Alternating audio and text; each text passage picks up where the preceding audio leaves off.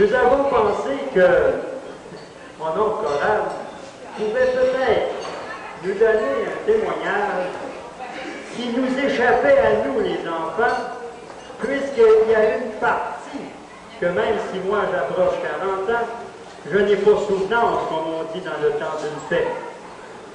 Alors je demande à mon oncle de bien vouloir nous faire partager ces quelques précieux moments.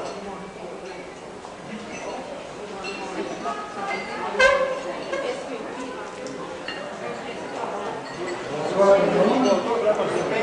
C'est avec un très grand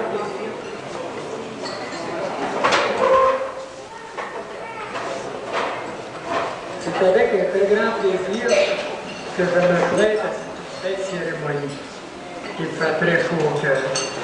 Évidemment, je veux vous parler de mon frère. Et je ne veux pas vous parler tellement des nombreuses qualités qu'il y a parce que je ne peux pas toutes les énumérer. D'accord. Ce serait de vous raconter un peu le passé humoristique de sa jeunesse. C'était assez entreprenant. Donc, question de lui rafraîchir la mémoire.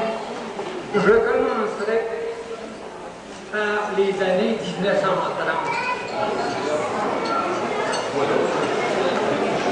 À ce moment-là, il fréquentait l'école ici. C'était la sœur supérieure qui donnait des cours de l'histoire du Canada et sur les barrages que fabriquaient les castors.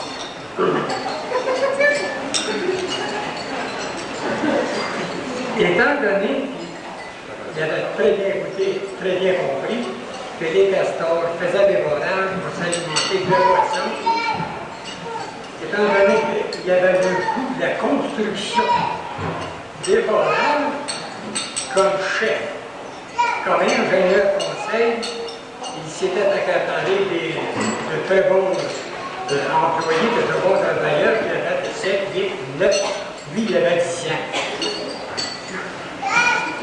On commençait un barrage sur la terre de M. Hilaire Séguin. Aujourd'hui, la terre peut atteindre l'endroit. Ça nous avait pris une semaine pour faire ce barrage. Très bien réussi, à la façon des castors dont la serre supérieure lui avait inculqué la construction. Le résultat ne s'est pas fait attendre très longtemps. Une semaine après, l'écurie de Hilaire Séguin était inondée. Il y a su autre chose.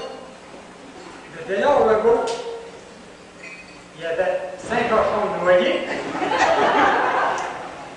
Et M. Legault, pour essayer de sortir ces cochons de là, il avait poigné un bon rhume de cerveau. C'était ce que ça avait donné comme première construction d'un ingénieur conseil.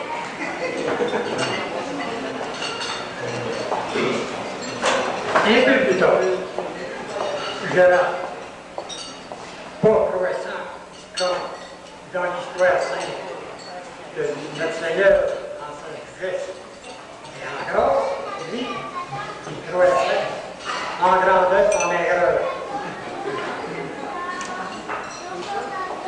Étant donné qu'il y avait une très grande attention pour la chasse aux écureuils qui mangeaient le grain en haut du hangar, nous autres on appelait ça un hangar. C'était pas hangar. Il était très âgé parce qu'il était grand et mince à ce moment-là. Il pouvait se permettre de courir un écureuil sur le tissu de bouquin, cherchez-en pas bien, il n'y en avait pas beaucoup. De l'attraper et puis de le mettre en gage pour qu'il lâche de manger du grain. À un moment donné, il y en a poigné un. Bien poigné, d'un côté, il n'avait, mais mal poigné de l'autre. L'écureuil se vire de bord et il prend une bouchée à le pouce. Aïe, aïe, aïe, ça fait vraiment puis ça fait bien.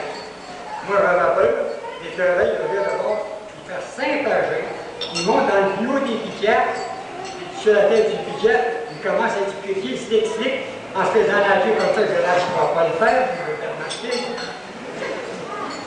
En général, pour lui répondre à l'écureuil, lui répondait Christ, c'est bien l'écureuil qui sont morts. Ça se passait en 1936. En 1942, nous étions rendus encore dans la Seine. Mon père avait acheté un cheval, c'était Jim. Il l'avait payé 4 piastres. C'était un bon cheval à grand poil. Il avait un handicap. Vous vous rappelez que Terry Harper qui jouait sur la défense des Canadiens déjà, il devait à Fargo. Bon, Jim devait à Fargo.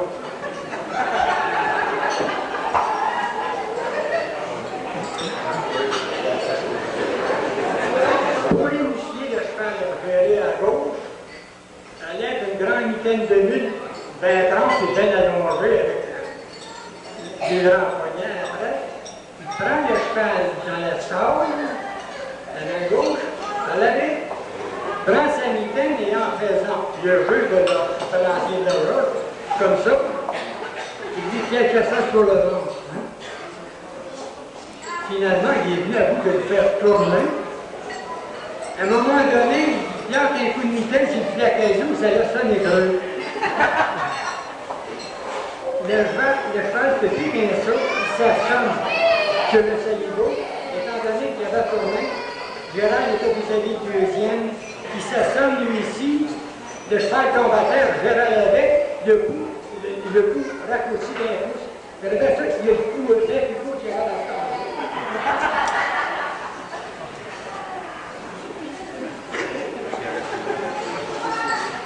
En 1949, après avoir appris un métier à la chute, comme faire blanchier, étant donné qu'il y en avait marre d'avoir à tous les 2 ans de remplacer la cheminée de l'évaporisateurs sur la terre que vous connaissez tous, parce qu'elle était mangée par la rouille. Comme il avait des connaissances en fait d'entrée, fini les trucs de moteur, au moins je sais qu'une chimie qui réussit. 2 feuilles d'éléphie, ça fait 5 plus 3 en fond, arrangé en démodifiant, c'est ça. Bien ça. Juillet, ça fait les feuilles, juillet, ça montre ça. On commence, on fait la tournée, tu connais ça, Daniel? On fait la tournée. On enlève l'eau à l'évaporisateur, c'est une bouche d'eau et ça bouche. On chauffe. On est planté devant l'évaporisateur tous les deux. Gérard admire sa réussite. À un moment donné, qu'est-ce qui arrive? Une grosse heure dans la cabane. Les 2 feuilles disparaissent de destination qui tombent dans le fond, ça fait des pains. Pas de sucre, mais un pain d'aluminium. Qu'est-ce que ça devrait donner? Il y en a plus aussi des chenilles qui vous guérit. Ils ont tenté de les faire en côte de l'année.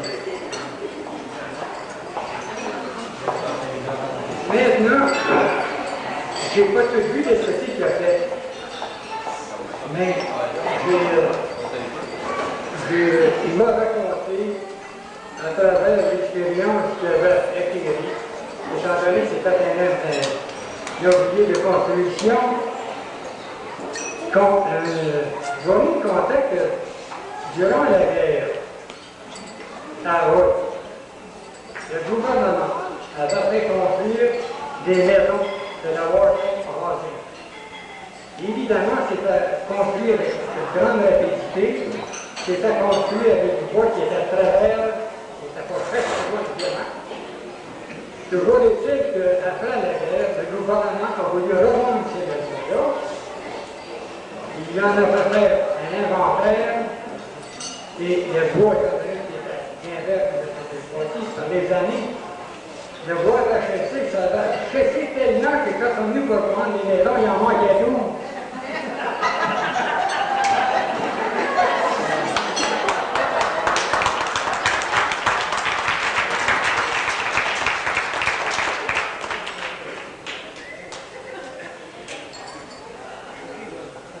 Tout dernièrement, avec l'avancement de la science, Gérald Laragon s'est fait acheter une alarme de fumée. On le met dans la maison. C'est bien bon cette affaire-là, mais je ne peux pas laisser rentrer n'importe qui. Il dit, j'ai une alarme qui va très bien. Elle détecte n'importe quoi. Il n'y a pas longtemps qu'il y a un gars qui se fait la fois, il arrive à la maison. Quand il rentre, le gars dit probablement qu'il ne s'y avait pas souvent. Ça fait que la lame a parti, a crié, je ne savais pas ce que c'était. J'ai essayé à faire le gars noir, puis la lame a arrêté net. Ça fait que, il disait, je ne sais pas, vous lui demandez, qui était le gars qui sentait ça. J'ai pensé que c'est ta faute. Du moins, ça sent ta faute. Je vous remercie pour